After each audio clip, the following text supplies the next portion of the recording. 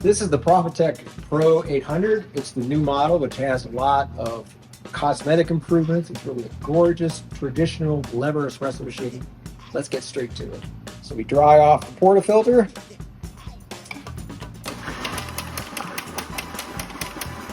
For those of you who are wondering, why is he using a doser?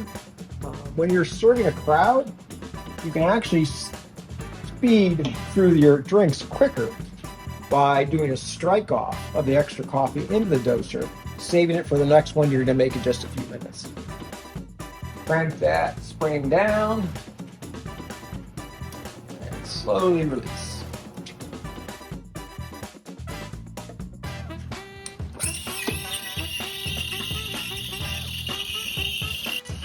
There's a few large bubbles that are going to break at the end. Now we get a nice smooth texture there.